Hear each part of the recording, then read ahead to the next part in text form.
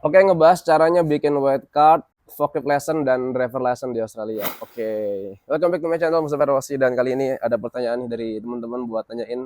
Tolong jelasin gimana caranya bikin ketiga hal tadi ya. Dan sebelumnya mungkin tiga hal tadi juga ibarat apa ya, alat perang yang ngebantu kamu buat lebih mudah mencari kerja di sini ya, karena opportunity ataupun chance yang ada di loker-loker buat nyari forklift driver misalnya, forklift operator atau mungkin white card di bidang construction itu sangat banyak ya. Jadi tiga hal ini mungkin juga bisa kamu miliki dan menjadi alat untuk memudahkan kamu mencari pekerjaan di sini.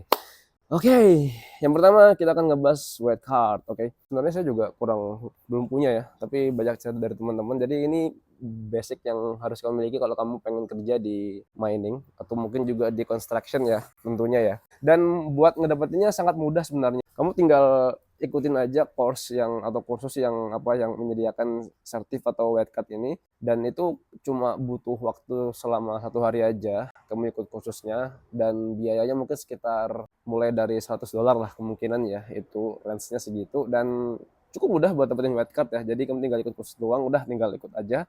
Dan untuk info kursus yang ada kan mungkin nanti bakal aku tulis di deskripsi aja ya, karena banyak ya. Kemudian itu yang pertama buat white card ya. Jadi ini juga hal basic banget, penting banget buat kamu miliki kalau kamu pengen nyari kerjaan di bidang construction atau di tambang ya, di mining kalau nggak salah ya, kayak di solar farm dan lain-lain. Oke. Kemudian yang kedua ada forklift license. Oke, wah ini pekerjaan yang juga bisa dibilang favorit ya, populer karena cuma duduk doang. Oke, dan buat dapetin forklift license ini sama, kamu juga harus ikut pelatihannya atau ikut course-nya. Dan kalau di sini aku kemarin ikut di lesson for work, itu ada 2 sesi yang harus kita ikutin. Yang pertama adalah sesi tertulis ya, sesi tertulis. Jadi di situ nanti kita akan dikasih materi, kemudian ada juklak juga, ada materinya, ada modul.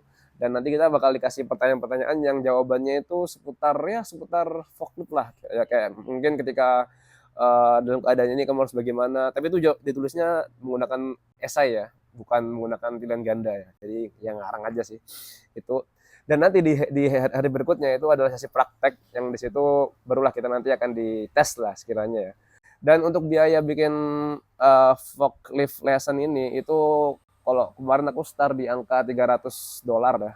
Dan kalau kamu udah kerja di company sebagai permanent worker, itu biasa kamu bisa ngeklaim tuh ke perusahaan kamu. Kemudian lanjut, yang ketiga adalah driver license. Nah, ini juga penting banget ya buat membantu kamu dapatin kerjaan di sini, apalagi kerjaan-kerjaan driver dan sebagainya itu banyak banget di sini. So dapetinnya ya seperti kayak di Indo sih, kita harus ikut tes ya, dan itu daftarnya lewat My RTA.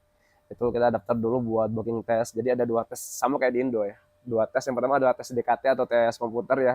Jadi ada sekitar 45 sampai 50 soal di situ yang kita harus jawab dan benar semua. Enggak sih, ya minimal at least salah 2 kalau nggak salah ya. Saya agak lupa itu. Dan kemudian setelah kita lulus dari tes DKT atau tes komputer ini, nanti kita bisa langsung lanjut untuk booking tes drive. Nah, ini dia yang agak sedikit tricky sebenarnya ya.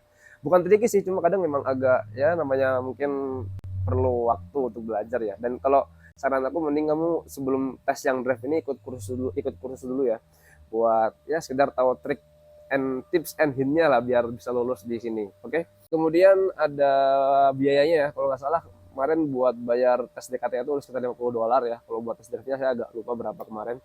Jadi ya ini cukup cukup penting ya. Dan yang perlu kamu tahu di sini ada beberapa tahapan ya untuk skill-skill di dapat lesson. Yang pertama ada learner L ya, kemudian ada profesional 1, profesional 2, dan mereka ada full lessons. Nah, kalau kamu punya SIM Indo yang udah lebih dari 3 tahun, nanti ketika kamu apply ini ikut tes dan sebagainya dan kamu cantumkan itu, kamu bisa kalau lulus bisa langsung dapetin full lesson di sini ya. Jadi kan kalau misalnya masih L atau learner itu kan kita harus step ngedraft terus diawasi sama orang yang punya full lesson ya, agak ribet ya. Gitu pun atasnya dan sebagainya. Jadi itulah sedikit clue tentang driver lesson, dan ini juga sangat hal basic yang juga penting buat dimiliki karena kayak sekarang aplikasi Uber buat kita ngedaftar sebagai driver itu harus pakai lesson OC. Padahal dulu kalau teman-teman cerita tuh masih boleh buat pakai SIM Indo, cuma mungkin ada regulasi baru, entah mungkin karena banyak crash dan sebagainya, jadi sekarang harus sudah mulai convert ke SIM Australia. Itu teman-teman ya. Itu dia 3 hal yang semoga bisa bermanfaat, dan jangan lupa like, comment, dan subscribe channel aku. Dan kalau kamu punya pertanyaan bisa langsung drop aja di kolom komentar. See you in the next video.